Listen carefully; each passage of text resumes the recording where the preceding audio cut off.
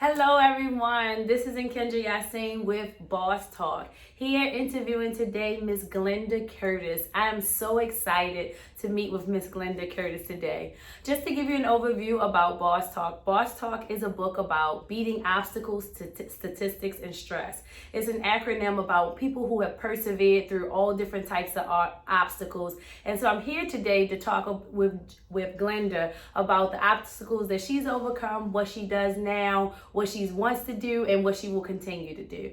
Hello, Glenda. Hi, Kendra. Nice. Thank you so much for coming. You mind introducing yourself, Glenda, to our listening audience? Sure. My name is Glenda Curtis. I'm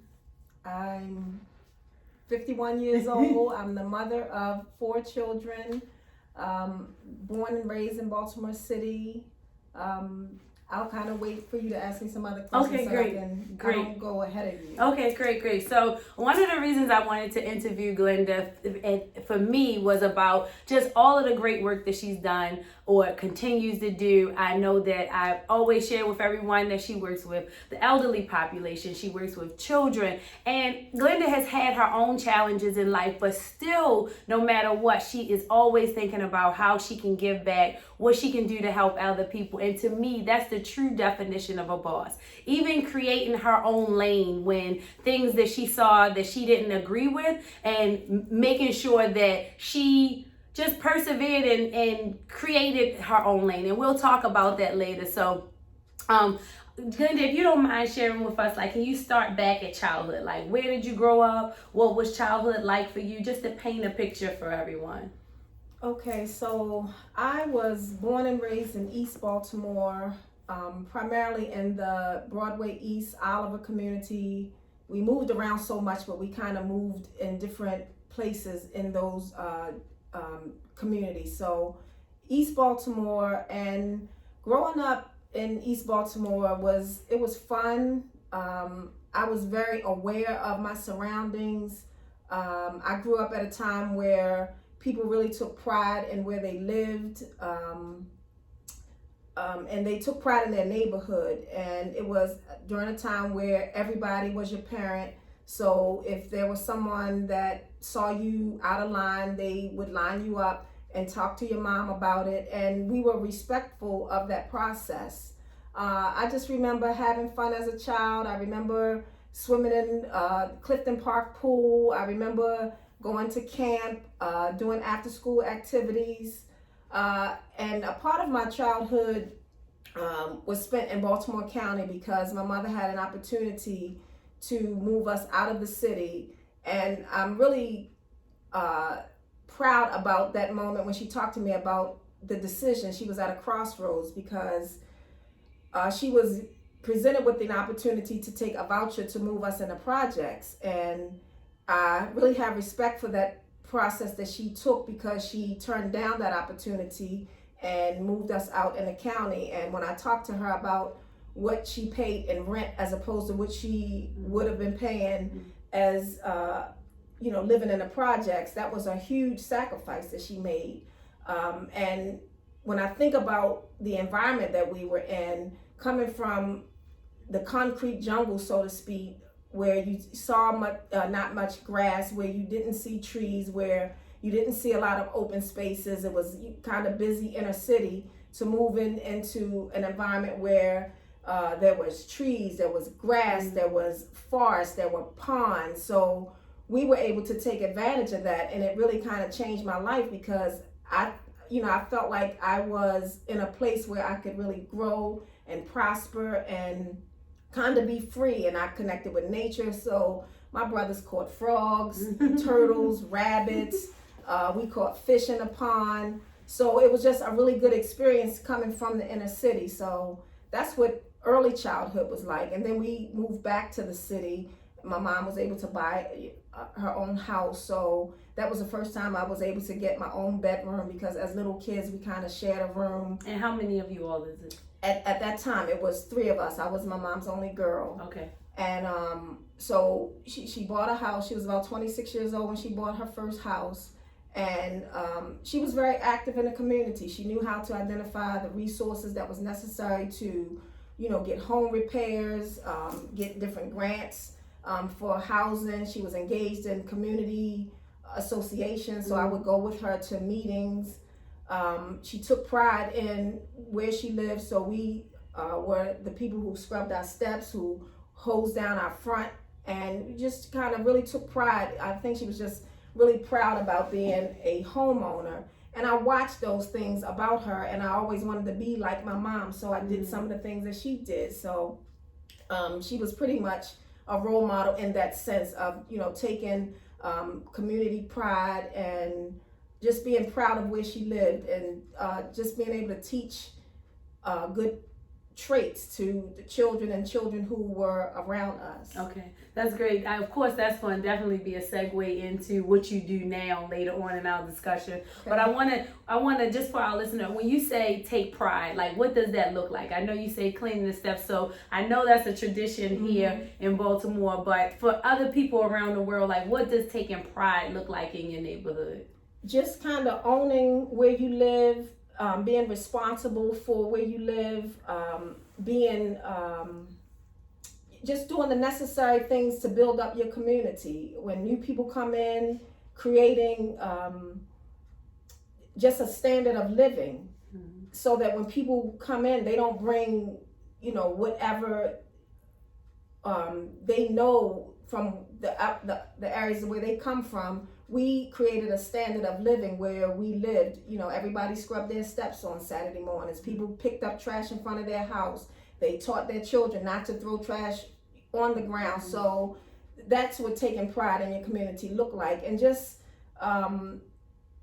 creating that standard of living in the places where you grow up, and wanting your children to carry on that standard. And when you say that the whole neighborhood, they were able to support each other, the children in the neighborhood, you knew you couldn't do things and Miss Bernadette saw you. I remember trying to do things like throw trash down on the ground, but I was afraid to, because I knew that there was going to be somebody that was going to tell on me. And so I think that when I think of like just our communities now with the whole, you can't say anything to other people's children, and I get why historically people have grown to that because of lack of trust and everything else, but I think that those are the things that we have to get back to, that kind of community. And even the like rites of passage kind of things, where you said that you all knew what you could do, what you couldn't do. You got up on Saturday mornings and cleaned your steps and so on and so on. And to that point, I realized that I thought that was like a punishment when we were doing it when I was younger. So when I had my son, I did the exact opposite. It was like, no, I'm not gonna make him get up early in the morning. And as a result, he's a wonderful kid, he's a wonderful child. But I see that he doesn't have those rituals, right? That regimen. Whereas now I'm back to it with my daughters. My younger children, it's like Sunday morning is clean, and I remember my grandmother playing jazz, or it would start off as gospel and then go to jazz, and it was dusting the furniture and wipe, like you said, doing all the stuff. And I think those kind of things are definitely important for children. And it was important for us to do that because my mom was a single mom, so the things that got out of line in the house or messed up, we did those things. So she wanted us to own those things and be a part of the cleanup. She wanted us to be responsible. So I just don't know any other way. I really don't do it with my children, and I see the difference in me not doing that. And I wish I had introduced them to that concept a little earlier, because it's just ingrained in us. Right. Like if I go around my brother's house, or a friend of mine went to my brother's house, and they said the whole time they was talking to him, he was sweeping, the whole time. And then I'm told I do the same thing. It's like, you didn't even invite people in your house if your house wasn't together. And if my mother found out that we had somebody over and we hadn't done certain things, we had hell to pay. It's like, you brought somebody in this mess. So that was just, a part of what we did, and we had to, because she just couldn't do it alone with 4 children. Right. One of the other things that you mentioned was about her taking the opportunity to be able to move in the county and turn the voucher down. I can recall, and I talk about this in the book, I recall my dad, he was drafted against his own will to Vietnam. He came back addicted to drugs, and there's a domino effect after that. Absolutely. However, he knew that he still didn't want any handouts. It was 6 of us, And we were never on any kind of support. We lived 13 places before I was 10. So we needed the resources, but he would not take it. And I think that those are the things that are instilled in us now that built the character to be able to do things like create your own lane in whatever you do. Because I think I'm not going to say when you accept handouts, because I don't want to call them handouts. Right. But I do think that there is some kind of psychology behind being able to have those kind of things just given to you. Right, and I think it has a lot to do with the stigma that lies with people who take handouts, or they just want to be independent, and it really doesn't speak to your lack of independence. It really speaks to a strength, because if there are resources available, certain monies are allotted for certain things, and if people don't utilize them, that money dries up. So there is a science behind the resources that's available, because it begets additional resources. Okay. The thing that we have to do is not abuse the resources. Okay. We have to utilize them to get to a certain place, so that those resources are available for the next person to utilize and to get to where they need to go. Right. I agree. Glenn, do you mind sharing with us, like, what are your rituals? Like, what do you do, like, every day? Let me back up before that, because I want to paint the picture of who you truly are. Like, what would you say has been your biggest pain point in life, or a challenge that you've had to overcome? Let's start there. Okay, so I was, and probably still am to a large degree, an introvert. And so the challenge that I had to overcome was just kind of speaking up for myself. A lot of things can happen to children when they're quiet. People know who quiet children are, and things happen to quiet children because people know that it's safe, in their mind, it's safe to do things to quiet children. So I've had my share of abusive situations, and because of that, looking back, I know the value in telling your children to speak up, because I came up in that area where children, are seen and not heard, sit down, be quiet, don't say anything. And you have to be careful when you teach those things to your children, because at what point do they speak up? You have to give them permission to speak up early, because them not speaking up could be to their demise. And I realized that that's probably what led to some of the things that I had to overcome. Another thing that I had to overcome is when I became a teenage mother, when I got pregnant at the age of 15.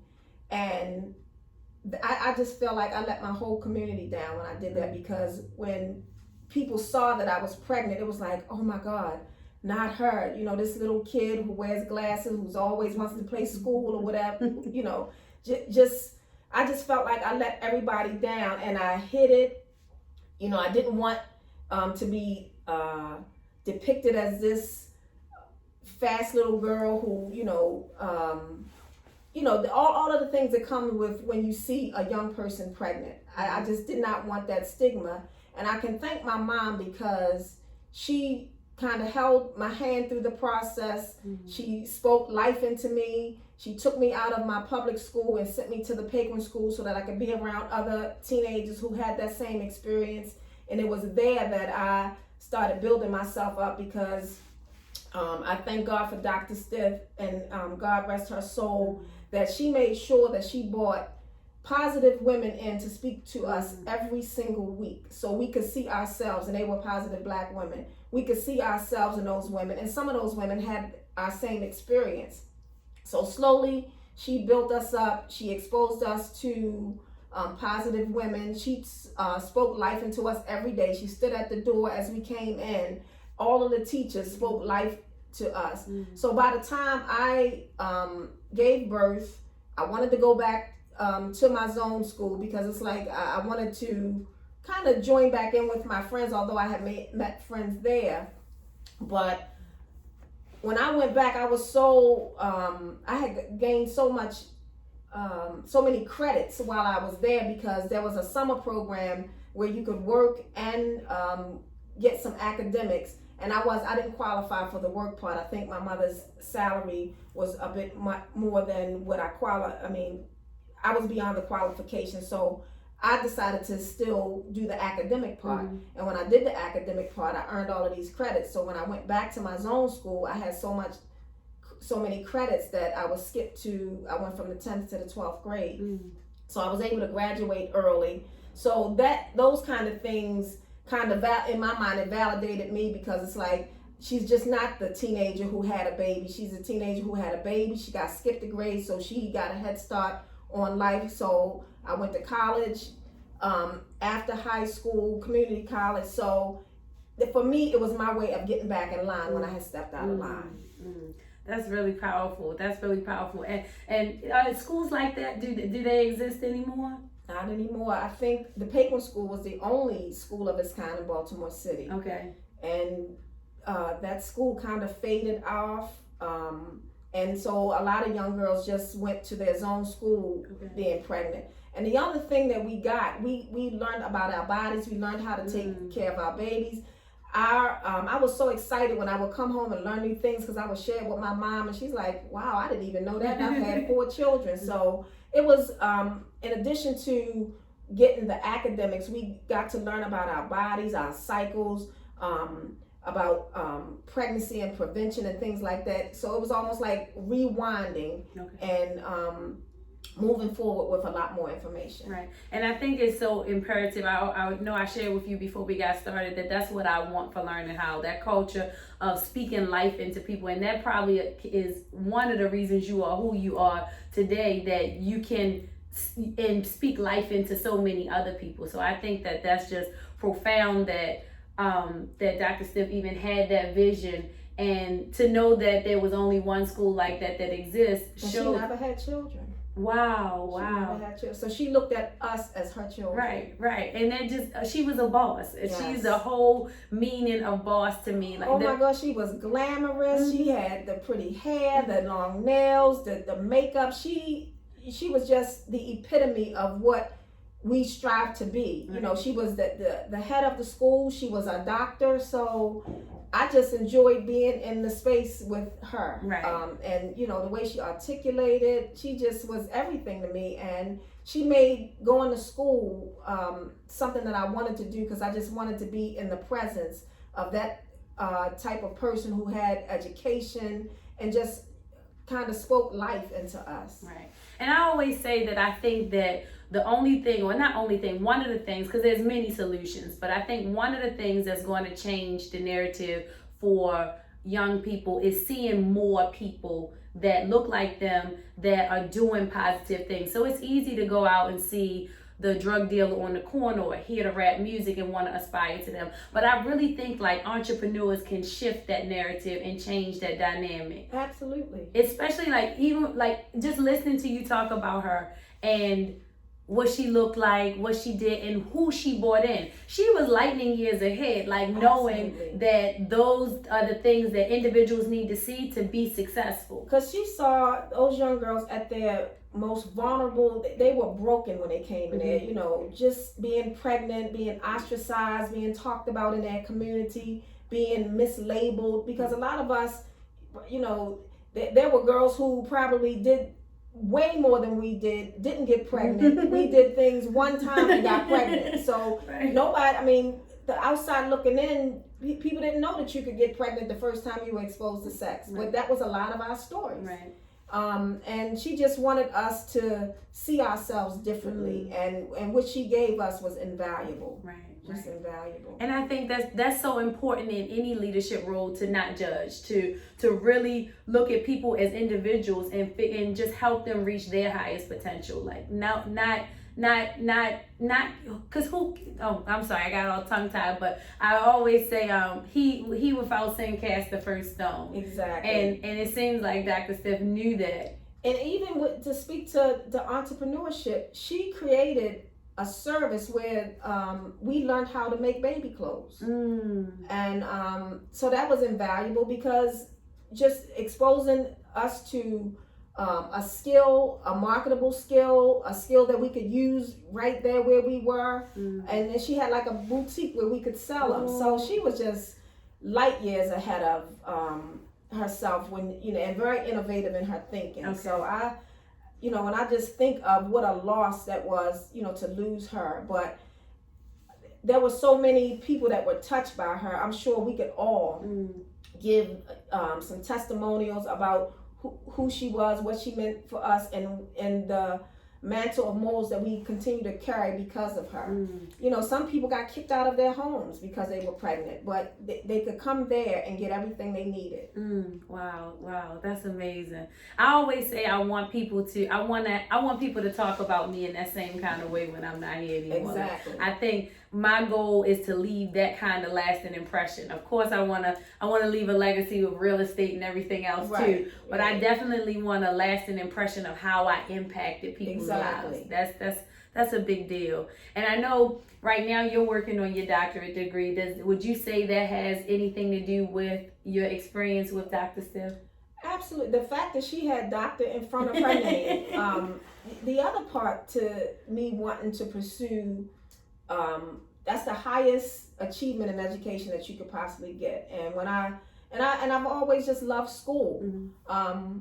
I have student loans, so while I'm in school, I don't have to pay them back. So I'm gonna be transparent and honest. So I'm not ready to pay them back, and I'm hoping that some legislation takes place in this process that I don't have to pay it back, Joe Biden. But when I think about education, I think about all of the people that came before me that could not get an education. All of the people that fought and died and were abused and marginalized and denied education. And here I am with the ability to get education. It's like, I'm not gonna stop. That's just where I'm at with it. I carry a lot of people with me on this journey, the people that couldn't, and that's the push that I have. My mom, I can remember sitting in Coppin State with my mom as a 3-year-old with her trying to complete her education, but she had 3 children, and she had 3 children by the time she was 18, but she still wanted her education, and she ended up completing her bachelor's degree in 1993. Unfortunately, she passed away in 1997, but that's something that she always wanted, and she was a scholar. She was naturally gifted academically, and if she were living today, she would probably be taking classes somewhere. So I feel that my pursuit of education is motivated by the people that made it easy for me to get my education. Okay. And I'm sure your ancestors are just here, pushing you along, guiding Absolutely. you. I need some additional pushing because this program is no joke. It takes a lot of commitment. And I got everything going against me in this process. Most people who pursue a PhD, their children are grown. They have a lot of support around them. They're not working so they can focus on their PhD. I don't have any of that. I got small children. I have a full-time job. I have my outreach services. So I'm still trying to persevere through that process, even in the midst of that, because when I think about my ancestors and all they had to endure to do what they did, I can't even complain about my process. Right. I just feel like I'll just have to make a way. So with all of that, and you still are able to run Chris Inc. Tell us more about Chris Inc. So I actually started that, so Chris Inc. Is an acronym. I use a part of my mom's name. My mom's name's Christine. And so Chris Inc. is an acronym for Coordinating Holistic Resources, Initiatives, and Services. And when I think about that long title, it encompasses all of what she was. She was a great coordinator. She was holistic in her thinking. She knew about so many resources, and she just had this mindset to start, to get things started. So that's where the initiatives comes from. And then services, pulling all of that together. And it was started basically out of my frustration of working for other organizations, and I couldn't do certain things. I did not completely align with their mission. So I said I needed to create my own mission. I knew I had an idea of what would work with people that did not, that was not included in other people's missions, but it was just my thought about, I know that this would work. I know that if I could do this, that this would help this individual. And you can't push your mission on other people. So you had to create your own. So that's why I did what I did. So the premise of Chris Inc. is to identify where people are and provide services that would uplift them from that point. So the mission of Chris is to aid in the development and enrichment of people in communities, and in order to pretty much give them what they need where they are. Okay. In short. So I have various programs and projects, and most of my programs and projects is out of my own experience. Let's talk about the project that I have for seniors, Just Care. My grandmother is 90 years old. She'll be 91 this year. She lives in a senior building, or what she thought was a senior building when she first moved in, but there are other populations that live among her. And that program was started to provide services and supports to people, to seniors who live with other populations, to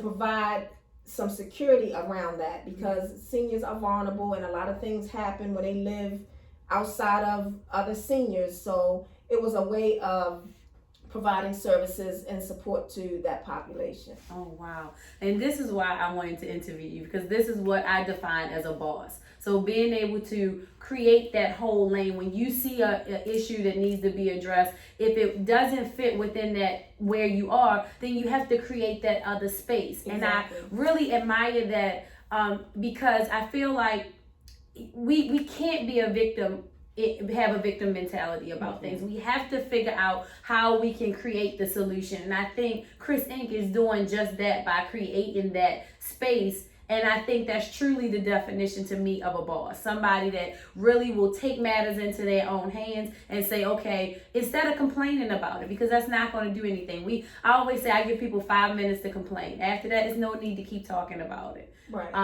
And I think that this not I think I know that's exactly why I wanted you to come on and we talk about all of the wonderful things that you do, and which leads me into my next question is what rituals do you have? What do you do to counter, or do you have any, to balance that work life, everything that you have on your plate, and still running your business? What does the day look like for Glenda?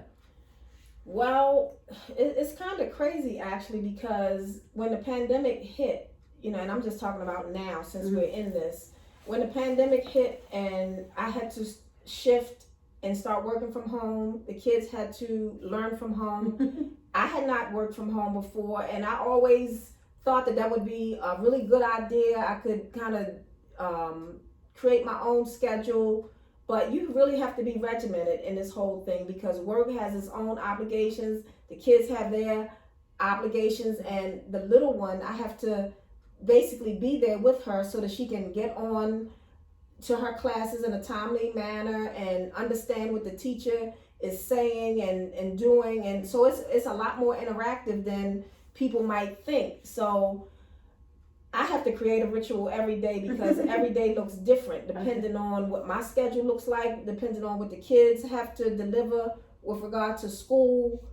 I try to be more structured. I try to think about what I have to do the night before to make things a little easier, but I just kind of have to take it as it comes, because I'm not always able. I don't have the luxury of planning it out. I just have to be available to show up for whatever situation occurs. Right. Okay. And what would you say you're most proud of?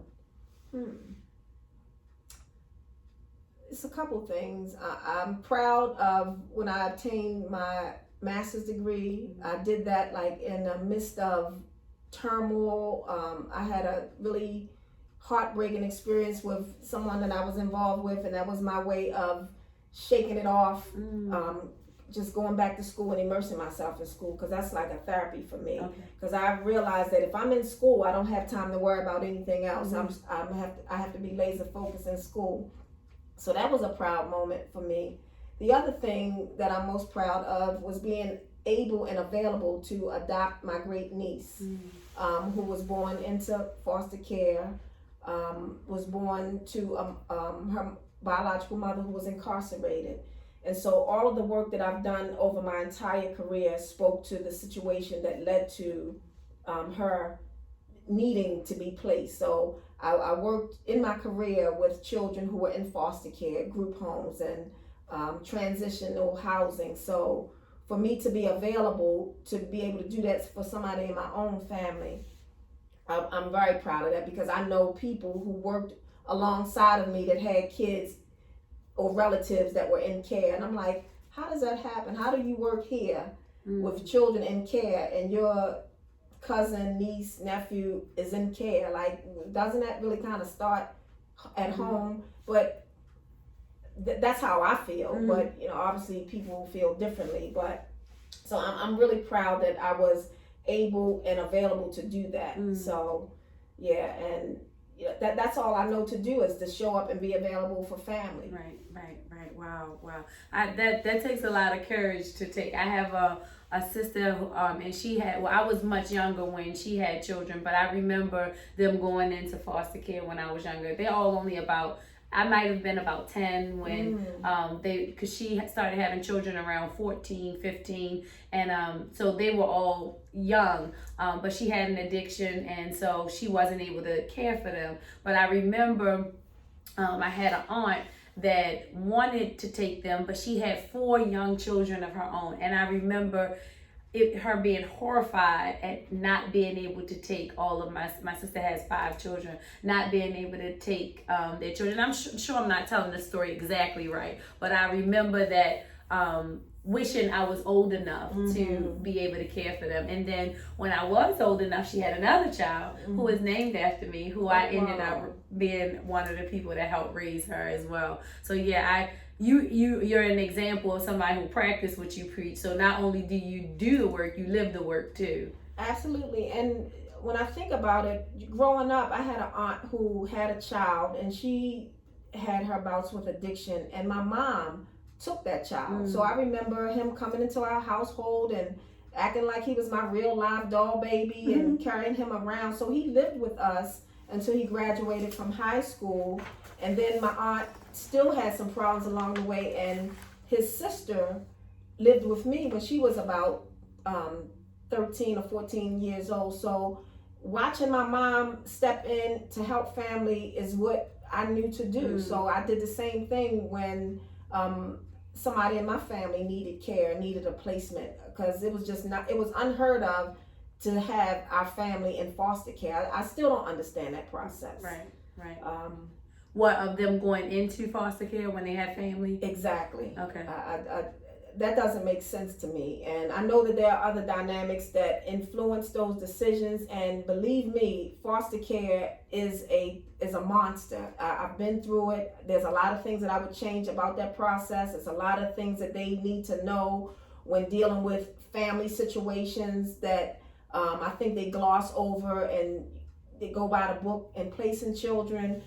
But it's worth it to do what you need to do so that you have your family at home. I've seen children re-traumatized even in care. So I just think that we need to be better as family members and make sure that our families stay together. That's a part of our history. That's a part of our culture. And I can't step outside of that. Right. What I lost my train of thought. I had a question that I wanted to ask you.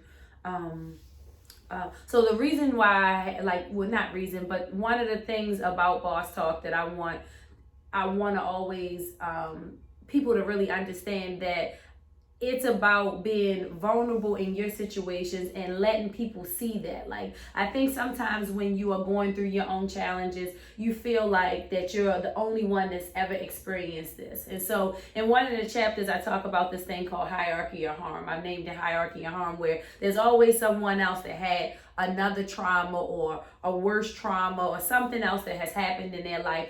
And then it kind of discredits yours. So as soon as you say to them, I've shared with you before that I lost 2 brothers that were senselessly murdered. But when you meet an individual and she's lost 2 brothers and she was molested as a child, then it's almost like you put yours away. Right. And then, but it doesn't take away that same pain inside of you. So I really wanted to interview people and have these kind of discussions so that people that are in your current situation, let's say they're a teenage mom or they've endured some of the things that you've experienced, they can see this is what it looks like on the other side. I think you need that that light at the end of the tunnel. You need to be able to see that person to be able to say, I can do this too. And so I think that's really important. Absolutely. And I think that is ground zero of being able to help somebody. If they see you up here and they're down there, they're going to always feel a disconnect. But if you figure out how you can kind of meet them where they are and start sharing some of your life and your experience and how you have overcome some of your own situations, that gives them hope. Some of the young girls that I encountered when I worked in the group homes, I still am in contact with them today. They will track me down on social media. They'll find a way to get in contact with me, and I call them my TCB crew. One is named Tiffany, one is named Chantrice, and one is named Bianca. And that is a shining example of what being committed to the work is about, because if I treated them crappy, they would not be tracking me down. But I understood them, they knew that I cared about them, and I never let them go, and they won't let me go. Right. So that's why they track me down. And one of them, the one whose initial begins with a C, we go at it. we go at it, but we'll give each other time to cool off, and we'll reconnect like nothing has ever happened. But I realized that I needed to be committed to them, and I realized that I didn't align with the ideals of the organization at the time, because I stepped out of line, because I knew what would help them. They would be on home visits, and sometime or they would transition from that program and be homeless. According to the guidelines of the agency, I wasn't supposed to deal with them outside the agency. But if they knock on my door and say they don't have a place to live, I can't not let them in. I can't figure out how they're gonna sleep in a safe space for the night. So I'm willing to step outside the lines when it comes to things like that. And that's when I knew it was time for me to create my own lane.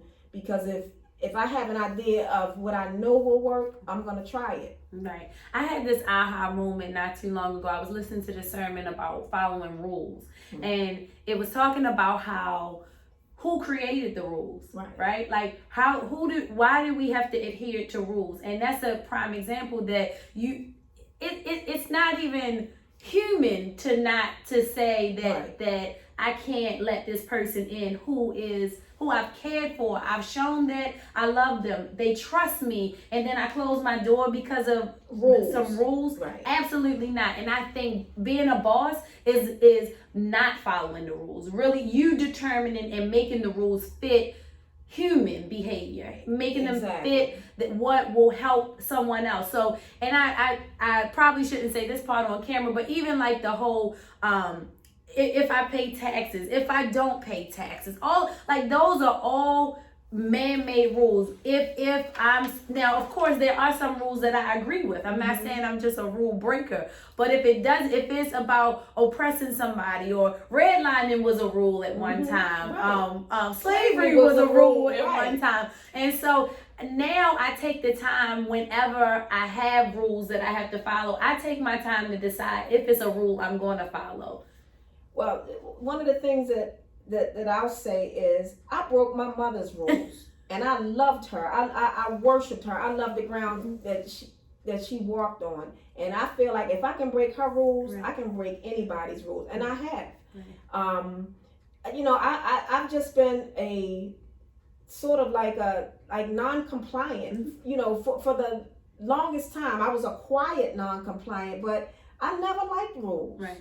I didn't want my mother telling me what to do and how to do. I just didn't. So you were born a boss. Right. But then I discovered that I'm biologically connected to Nat Turner. Okay. Who was a rule breaker, a rebel, and all of that. And I'm like, I wonder is this we got something genetics. Exactly. So I was always a person that kind of bucked the system. Not because I just wanted to be difficult. It's like, why? Why is that in place? And if you couldn't articulate it in a way that I needed to understand it, then I just wasn't gonna internalize it. I was gonna challenge it. Right. My baby girl has taught me. Well, I started this. I always say my son, he's 21, and I always say he was my guinea pig child. I didn't really know what I was doing. Right. But what I learned, like after going back to school for child psychology and early childhood education, was the why we needed to let children express themselves. But just from my family experiences, it was the same as children are to be seen and not heard, right? And when my grandmother first heard my 11-year-old ask me why, I had to check her. Right. I had to check my grandmother. Because you told you they don't supposed to question you. How are they to learn? Right. And that, like, I encourage why. Yeah. Now my 5-year-old, she takes it to the whole other extreme, but I'm still working on that balance of letting her just still ask. She has a million questions, and it's made me sometimes look at what it is that I'm saying. Am I being hypocritical in what I'm saying? So I remember one day I was running late for something, and I always make them make up their bed before they leave, and I didn't make up my bed. And she came back in and she wanted to know why wasn't my bed made up. Now in my mind, I pay the bills around here. I don't have to but I had to really think about it. Like, and I think if parents really look at the hypocrisy in what they're telling their children to do, and what it's not about you're just a child. They're just little people. And I love that my work always overlaps. So of course Boss Talk is about beating obstacles, statistics, and stress, but it always overlaps with the culture and the environment of my company, Learning How, that it's about letting them how do you do it, why do you do it, where do we do it, and asking those questions. So I'm glad that you said that. I'm gonna wind down and get to the end now and ask you, what would you tell your younger self? Like, if you could go back from your childhood all the way up to now, what would you tell the Glenda then? That's interesting, because I have a page on Facebook, and it's called She Speaks. Okay. And so it's a forum to have women to talk about their experience, to uplift, and have a safe space to do that. And the question that I posted yesterday was, identify a pivotal time in your life, and what would you say to her? So it really is in line with that question. And the pivotal time in my life was 17. Okay. Because I moved out. Okay. So what I would tell that 17-year-old is to stay home. You're too young to take on all these adult responsibilities. Be humble. Listen to your mom. She knows best. Save your money. Instead of paying all of these bills, save your money so that you can get a jump start on a business. Just having a savings account, build your credit. So that's what I would tell my younger self, because I moved out way too early. I can remember what it felt like when I had my own keys and could turn my own, open my own door. I just felt lost. I felt like this big world, and just this little me in this big world, because there was no rules. I set my own rules. And what I ended up doing is going to my mom's house every weekend and staying under her, because I just felt disconnected and very vulnerable, because I had my own rules. And it's like, what do I do now? I bucked enough for my mother to say, prove that you're grown and pay your own bills. And it's like, okay, I can do just that. That was just the rebel in me. And it's like, you really mean it? You're not going to tell me not to? And I did it because I was just that headstrong. But that's what I would speak to that person, because I got to start way too young, when I should have been saving money, building credit, identifying where I wanted to be in the future. So I was just kind of looking at the feedback from other women who were speaking to their self, and some of them were speaking to their 14-year-old self, saying, focus on school, not boys, and things like that. So that was the age that I identified, 17, where I was still needing to be parented at 17. Okay. I was a parent, but I still needed to be parented. And I would have told myself to slow down and be humble. You're not grown. What your mother's saying is for your own good. And don't be too quick to get out in this world, because we have a long time to be adults. We only have this very small period to be children. Right. Glenda, share with us the other things that you do. I didn't know about the She Speaks. Tell us all the things that you do. So So I created She Speaks because I wanted women and girls to have a safe space to talk about things and to be supportive of each other. I'm so frustrated with what reality TV has done to our culture, our Black culture, with women and how they interact with each other. And I have so many people that I know of who have endured some of the most horrific tragedies, have been shot, children have been murdered. And I just wanted a safe place to talk about it and other people to learn from it and for people to feel supported through that process. We've talked about things like sex, menopause, all kinds of things, anything that impacts women, and not just negative things, positive things. So I want to spin that off into, I've been offered an opportunity to do a radio show. Mm-hmm. So it'll be She Speaks on the radio. Okay. So I just wanted to get back to a place that felt safe, because now that we have internet and social media and reality TV, it doesn't feel safe anymore. Right. And that exposed our children to a whole lot of things that we may not want to expose them to. So we have to think of ways to kind of reel this back in, because things have gone way too far with, the exposure to children. It's things on the radio that didn't used to be said back 20 years ago that is now allowed. So it was just trying to create or recreate this space of safety and respect, mm-hmm. and accountability. So that's the form that I'd like to use to do that. Great. So how would if someone was interested in taking a part in She Speaks, how would they get in contact with you to? They can email me at chrisinkcares@gmail.com. They can go on the website and fill out the contact form.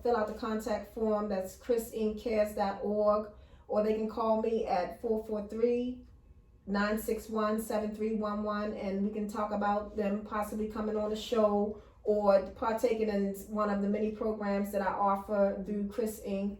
And I'll be happy to help anybody that wants to be helped. Oh, great. And how can we support you? These kind of forums. Okay.